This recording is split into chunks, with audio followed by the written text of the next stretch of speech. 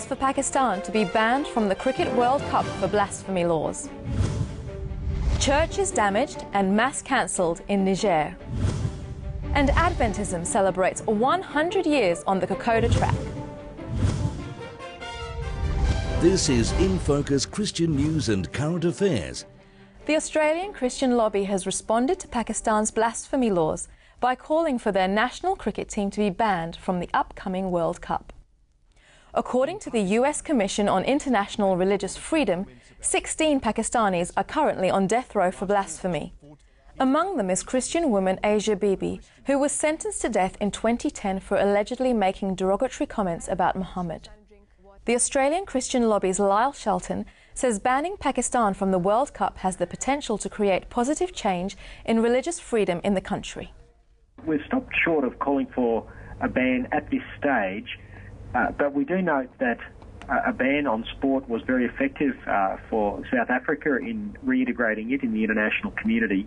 But what we do say is that the Pakistani government should explain why it should not be banned from world sport while it is killing people such as Asia Bibi for blasphemy.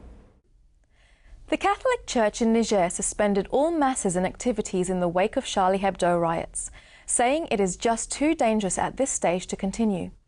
Archbishop Michel Katetigi of Niamey told Vatican Radio that Christians in Niger are in a state of shock and that he doesn't understand why Christians are being targeted by the protesters, though he suspects that those perpetrating the violence are being manipulated from abroad. According to World Mission Monitor, more than 70 churches have been damaged and at least 10 people have been killed in the violence, while security forces did little to stop the carnage. Niger's president, Mahamadou Issoufou, condemned the attacks and said that the attackers were people who did not understand anything about Islam. Australians' plain packaged tobacco laws are having the desired effect, with the vast majority of smokers admitting they don't like the look of their ugly cigarette packs. News.com.au reports that 8 out of 10 smokers are turned off by the graphic health warnings featured on the packs. According to the British Medical Journal, the number of users worried about their smoking has also doubled in the past 2 years since the plain packs were introduced.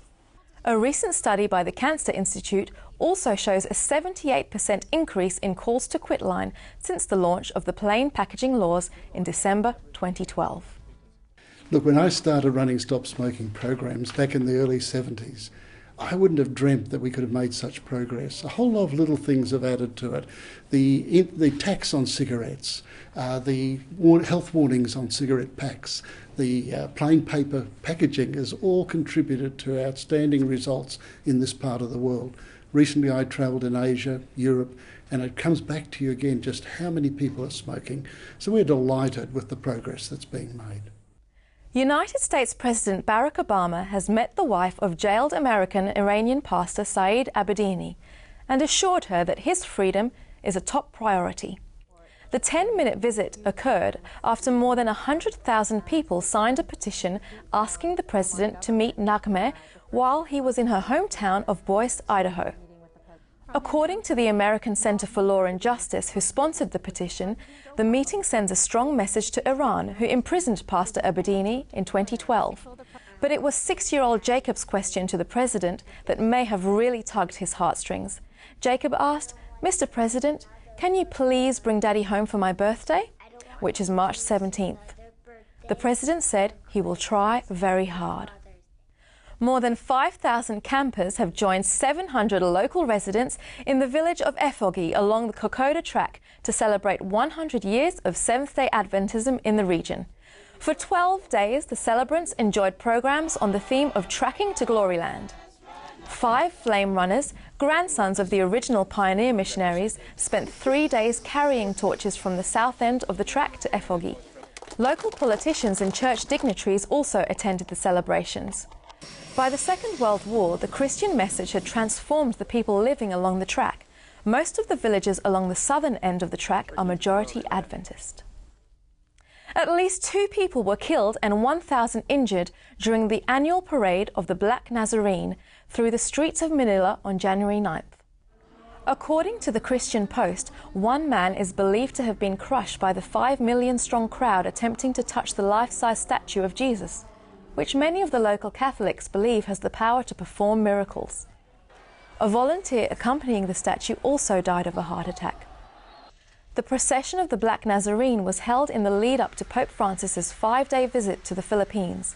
A mass service in Manila saw millions of people brave torrential rain to catch a glimpse of the Pope. Adventist youth in the US have taken door-knocking to a whole new level, visiting more than 100,000 homes across the city of Phoenix in an effort to share Jesus. The initiative was part of a 5-day conference of GYC, or Generation Youth Christ. In addition to making house-to-house contacts, the group of mainly teenagers and college-age Adventists also visited a number of hospitals and nursing homes. The theme for the 12th annual GYC event was At the Cross. During the conference, GYC President Natasha Neblett reminded attendees that being a Christian means living a life that rattles the world. 2014 was a special year for the Seventh-day Adventist Church in Vanuatu, with more than 3,300 committing their lives to Christ through baptism. Last year's total was more than 5 times the number of annual baptisms seen in previous years. In December, 543 people were baptized following a citywide evangelistic series in Port Vila. The campaign attracted crowds of more than 6,000 people on a nightly basis, with thousands more across the island nation watching the program live on the internet. Among those baptized on the final weekend of the series were politicians, prisoners, and a 106-year-old woman. That's the news for this week. Thanks for watching.